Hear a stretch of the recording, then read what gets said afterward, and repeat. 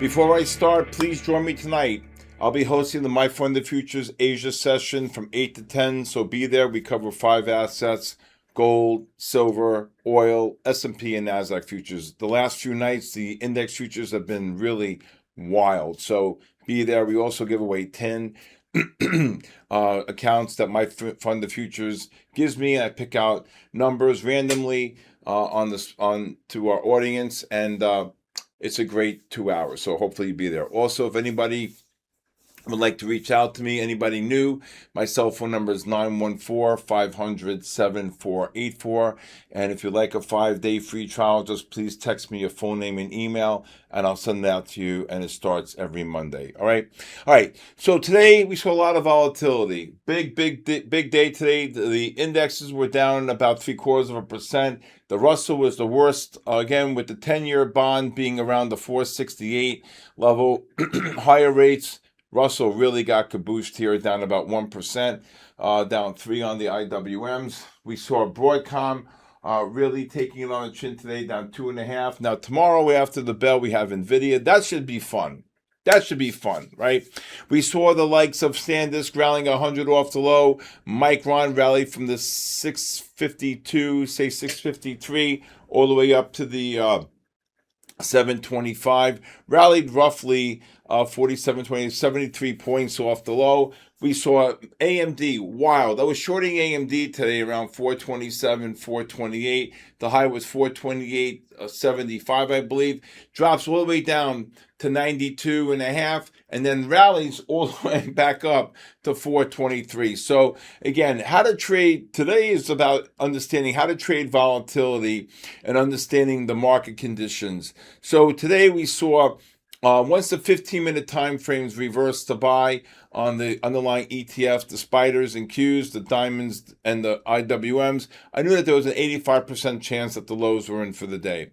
Once the 30 minutes reversed to buy, well, you got some really great patterns off the long, off the 5, and then the 15s.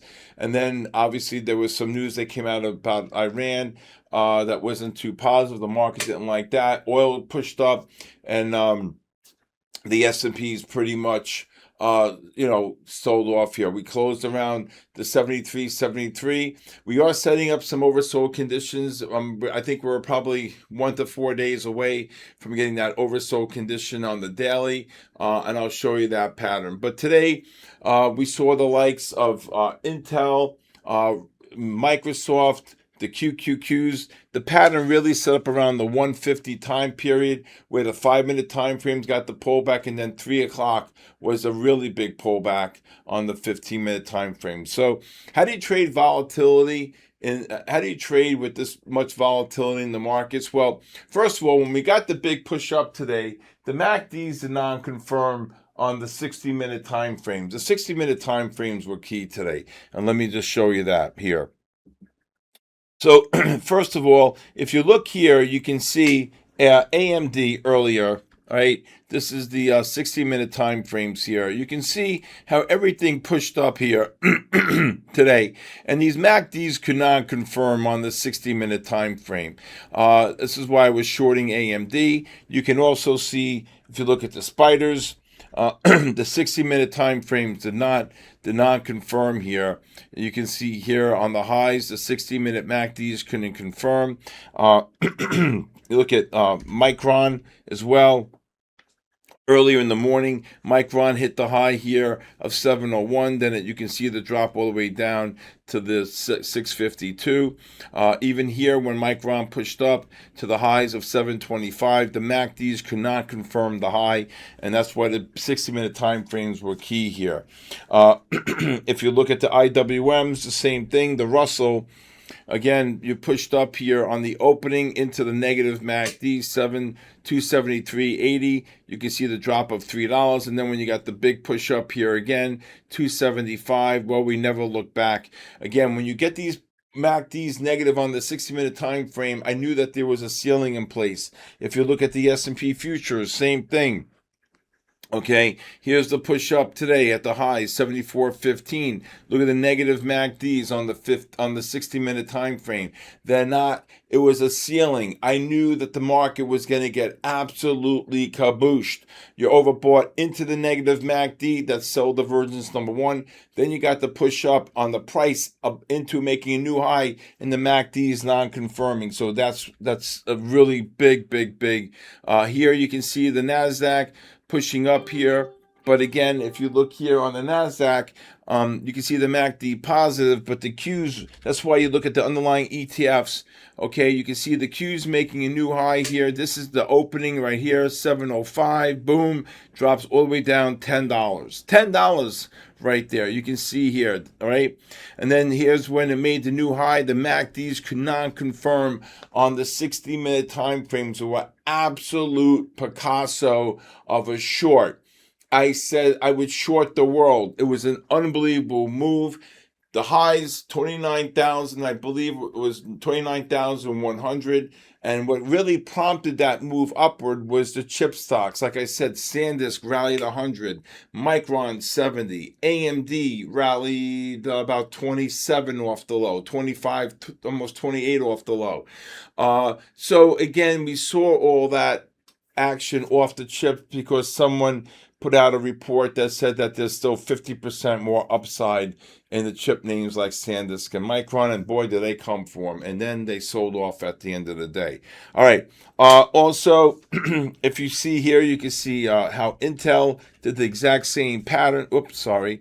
Intel had the exact same pattern here. You can see Intel here on the 60-minute time frame. This is the push up right after the opening, 09, and then you can see the drop down to 03. And then when it pushed up again, these MACDs could not confirm the highs from on the day. So Intel above 13 was a really great short, and then it dropped, and then we'll see where it happens for tomorrow. Now, today, when the 15-minute time frames reverse to buy on the underlying ETF, the spiders right here, okay, this is when I said that there's an 85% chance that the lows are in for the day. Okay, so we never really got the lows here. We got pushed down, but again, this push up here was off the 60-minute MACDs. Okay, and then when the 30-minute reversed to buy right here, on the QQQs, let's do the QQQs on that one. Here, the QQQs reversed to buy, putting it into what's called a buy disconnect. So you had the 15 reverse to buy on the Qs, spiders, diamonds, and IWMs on the 15. You had also Micron reverse to buy on the 15s. You had SanDisk reversing to buy on the 15s. But once these 30s reversed to buy on SanDisk, on Micron, on Intel, on the QQQs, all right, on the IWMs. Guess what? You buy the first pullback on the 5-minute time frame. That was actually right around here. It was right around here. Okay, you can see the move 703.66, rally $2. You got this really great bear flag here, and then we got the pullback on the 15-minute time frame, exactly 3 o'clock. Right here, you can 702. They've kaboomed up about $2.70, and then it was all. Then the news came out about Iran potentially cutting the underwater cables that could affect Meta, Microsoft, Apple, and Nvidia. Okay, so that's the play today. But again, the volatility, without these indicators, without having my chart overlay set up, I would never been able to see the markets the way I did. And again, this is how you patiently wait for the setups. That's why it's important when you're using technical analysis, you're patient, you wait for the conditions based upon the methodology I've written to be able to identify these patterns no matter how crazy the markets are. These patterns work based upon being patient and understanding how to use the methodology using the 3 time frames, the 15, the 30, and the 60-minute time frame. All right, when I get back, I'll tell you what I expect for tomorrow.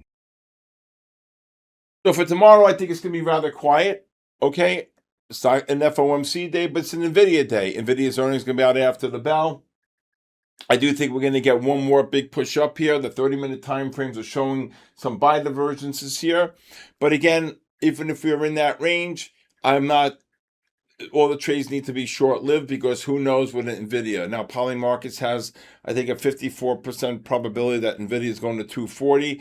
I'm not so in that camp. I don't know. And if it does, I think it'd be a great short. Now, NVIDIA closed at 221.53. But here's the thing on NVIDIA, okay? The last 2 days, NVIDIA is down from the highs, 236. If people were all bowled up, why did it drop 15 in the last 2 days, 3 days, right?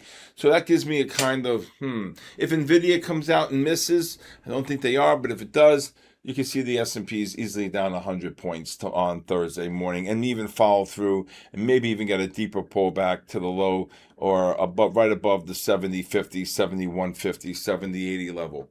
But we'll see. We'll see. That's what makes up a ball game, and we'll see what happens, and we'll see exactly what the next step is as far as that's concerned. But again, for tomorrow, if you look here, you can see the 30-minute time frames, very bullish here, okay? Oversold into the positive MACD. So if we do get any type of weakness tomorrow and the Qs hold above the 707.93 here, 797 right here, 83, then I think we go right back up, and then we'll be taking longs. If we gap down tomorrow, there should be some good underlying support here on the Qs off the 30-minute. And then we'll probably look to get some type of a push up. I'm not going to go home long or short anything, especially with NVIDIA's earnings coming out. So again, that's what's really important. All right, when I get back, I want to talk to you the importance about execution. So today I have someone with me, very great man, and he was using a chart to execute his orders. Now, I can't tell people what to do, and it's not my place to do so. But the one key factor in doing so is when you're trading the markets. When I turned around and I said to him, "What's your position and what's your average price?" he couldn't tell me. Now, I know there's features on there that you can tell by executing on a chart, but I just think potentially that it's so much better to use a DOM to be able to execute, and to be able to see your bids, your offers. First of all, I don't execute, so this might not be for my expertise as far as what you're used to. But whenever there was someone, I had one here just in case, or back in the old days. But when my assistants were not there, or they had to run to the bathroom or something, I want to put an order in, I knew what to do and how to do it really quickly. But I think you should think about executing on a DOM. Practice. TradingView has a free simulator. There's a lot of free simulators out there, as long as you get the free market data, or if you may have to pay $4 for the market data. It doesn't make a difference. What's important is, I believe, based upon the way the markets are trading, you do a lot better trading on a DOM. Okay? Thank you for joining me tonight on the Bull, the Bear, and the Ugly. Please hit the subscribe button. Please leave a comment. Also, if you'd like to join my community of traders from all around the world, please go to my website, sktrading.live. If you'd like to follow me on social media, please follow me on official Stephen Kalayjian on X, Instagram, TikTok, and LinkedIn. Also, if you please get a DM or anything from a Discord, it's not me. Someone called me today and said, "Steve, I've been communicating. Well, how come you're not answering me?" I'm like, "What are you talking about? You have my personal cell phone number." Do not get scammed. I do not copy trade. I do not ask for money. I don't do anything. So please, I'm warning you. This is like the 10th time I'm saying it. I'm asking you nicely. If you want to call me or ask a question or reach out to me for a 5-day free trial, anything, please text me at 914-500-7484. Please leave your name and your email, and I will send you a 5-day free trial. But if you have any questions, you're stuck, you need help with anything, I'll always return a text and a call. Thank you for joining me tonight on the Bull, the Bear, and the Ugly. Please join me tonight on the Asia session from 8 to 10 with my funded futures. God bless you. God bless our troops. And most of all, God bless the United States of America. See you tonight.